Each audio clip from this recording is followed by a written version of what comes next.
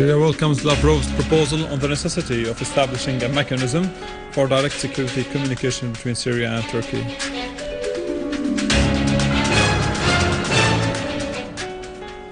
And the Russian National Security Council reviews the situation in Syria, while Moscow affirms that the civilian plane did not carry weapons. And army units stormed several hideouts for terrorists, inflicting heavy losses upon them.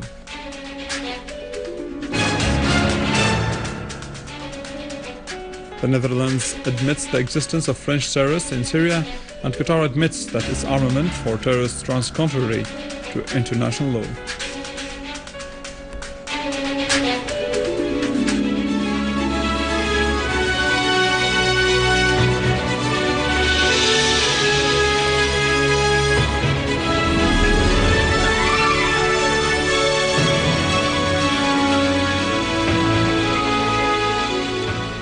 Good afternoon. Foreign and Expatriates Ministry said in a statement that Syria welcomes what Russia's Foreign Minister Sergei Lavrov announced at the Russian Federation Council on October 10th on the necessity of having a mechanism of direct security communication between Syria and Turkey. The ministry pointed out that Syria discussed with the Russian ambassador in Damascus its readiness to establish a joint Syrian-Turkish security committee to find a mechanism to control the security situation on both sides of the border in the framework of respecting the national sovereignty of the two countries.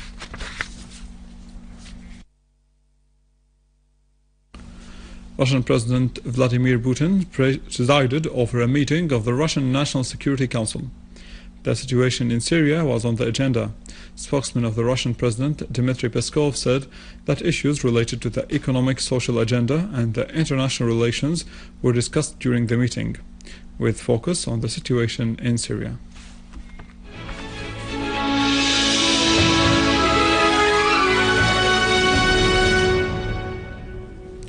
The intercepting of the Syrian civilian plane by the Turkish authorities was a new chapter of Erdogan's government's violations of all international conventions, with the aim of opening new fronts against the Syrian people in implementation of the US sinister plan.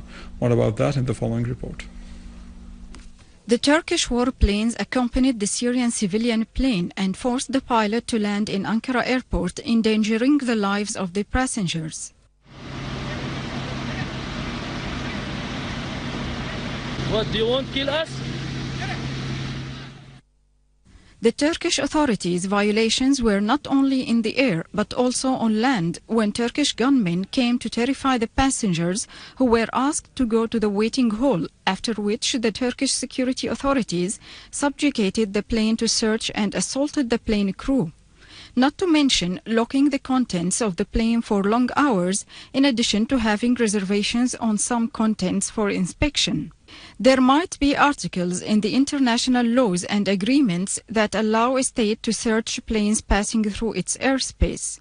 But the problem lies in the Turkish government's flagrant violation of these laws and agreements through forcing the plane to land despite the fact that the pilot did not refuse to modify the flight course, which exposed the safety of the plane and the passengers to threats because of the sudden appearance of the Turkish warplanes without warning.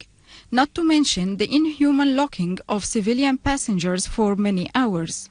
The hostile Turkish behavior is additional evidence on the aggressive policy adopted by Erdogan's government, taking into account the training, harboring and facilitating infiltration of terrorists through its borders to Syria. In Aleppo, an army unit killed scores of mercenary terrorists and confiscated their weapons in Kalam al-Jabal area. Another army unit targeted an armored vehicle for terrorists, killing many of them near Bab al-Hadid, Bustan Basha and the Sports Institute. In the city's countryside, 8 cars carrying weapons and ammunition for terrorists were destroyed. The armed forces also carried out qualitative operations in Harsho, Kafr Da'il, Khan al-Asal, Maskane and Al-Atarib, killing a number of terrorists, including the Saudi national Yahya Qaroush, and destroying a number of vehicles for terrorists.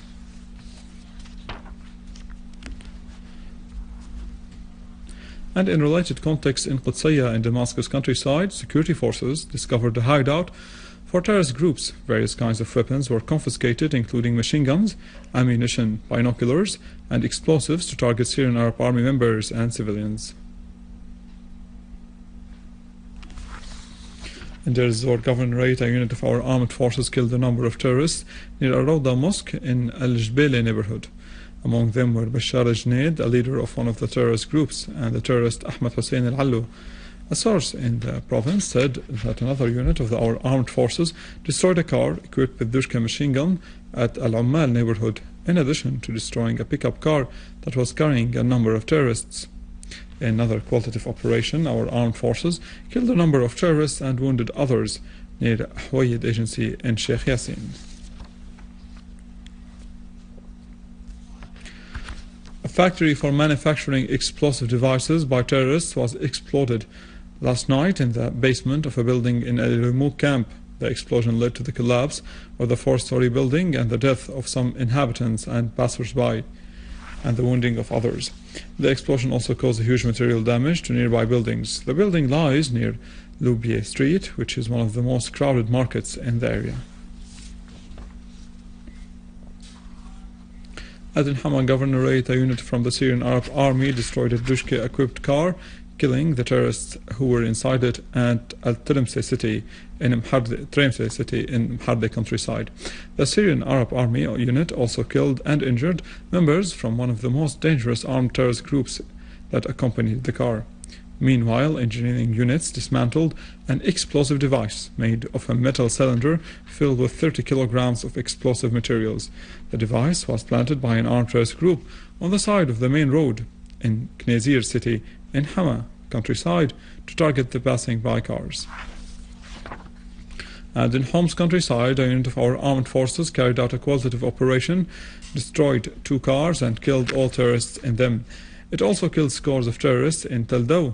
A source in the province said that another unit clashed with an armed terrorist group that attacked the citizens and cut off roads in Tel Kelach city in Homs countryside, inflicting heavy losses among them.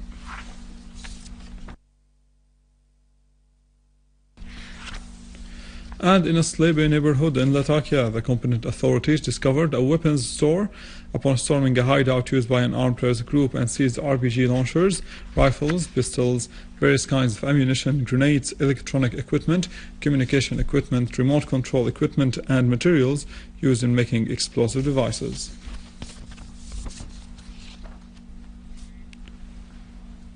While in Idlib province, a unit of our armed forces carried out a qualitative operation in Wadi Daif near Ma'arat al-Nu'man, killing all members of an armed terrorist group, confiscating their weapons and destroying 2 cars equipped with Dushka machine guns.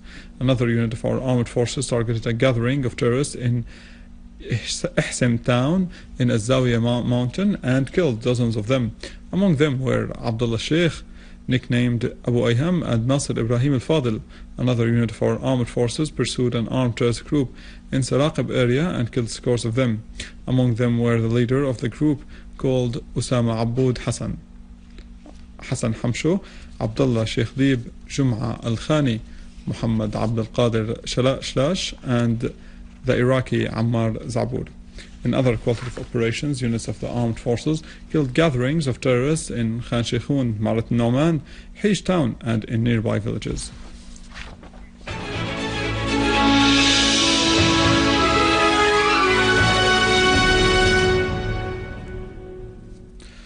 Qatar, Saudi Arabia, Turkey, France, Britain, and the US, who stand behind sending mercenaries and terrorists from all nationalities to Syria to kill the Syrian people and destroy their country, are facing now terrorism that started to appear in their countries.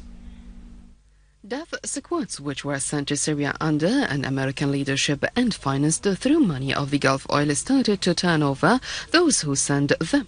Following the American acknowledgement that Al-Qaeda and terrorists exist in Syria, the French President François Hollande calls for the necessity to reach an international policy to face the terrorists and admit that there are French terrorists in Syria. In a television interview, Hollande said that he knows that there are French citizens in Syria and they might go back to France with terroristic intentions, adding that he cannot accept that because it will threaten his country, but he ignored the killing and destruction which those mercenaries caused to Syria and its people. Hollande tried to avoid what the former internal intelligence director in his government, F. did when he called for cutting the head of the snake and accused Saudi Arabia and Qatar of financing whom he called as extremist Islamists in France. In an interview with La Dépêche, a French paper, Barnier said that combating terrorists requires stopping the source financing them, adding that the problem lies in some Wahhabi countries and that no one dares to talk about Saudi Arabia and Qatar, but it is better for those two states to stop financing some suspected campaigns. Regarding the special treatment of Qatar in France, Barnier said that the file of Qatar must be opened one day. With respect to the network that was dismantled last Saturday, the former director of French intelligence said that it is difficult to discover similar networks because they use persons who changed their religion and are difficult to expect that they might commit such acts. The Egyptian parties and movements participating in the demonstration held the Egyptian President Morsi and the Muslim Brotherhood group responsible for the events that took place in Tahrir Square, which resulted in the fall of more than 100 injured. In a joint statement, the Dastur and the Popular Movement parties condemned the aggressions launched by the Muslim Brotherhood against the peaceful demonstrators, describing this attack as barbaric. The two parties condemned the twisted ways taken by the Freedom and Justice ruling party with the aim of thwarting the movements of the Muslim Brotherhood government opponents and cover up their failures. For his part, the head of the gathering party, Rifat Sayyid, said that the fascist Brotherhood showed today the reality. The Muslim Brotherhood want a general attorney to protect them and gather them in a Tahrir Square to prevent the Egyptians from expressing their opinion, as he stressed that the Egyptian people won't give up, and the leftists are working to overthrow the brothers' leadership. The Egyptian parties, movements and forces called for an emergency meeting to discuss the situation and take the required measures. In the meantime, the participants in the Putting Mercy into Account demonstration and the forces in Tahrir Square announced their sit-in in the quarter despite the events that took place there, until the establishment's committees fails to put a new constitution and responding to their demand. And with this, we come to the end of our news for today. For more details, visit our website in English, www.syriaonline.sy. But now stay with us. After the break, Khalid has the latest in economy.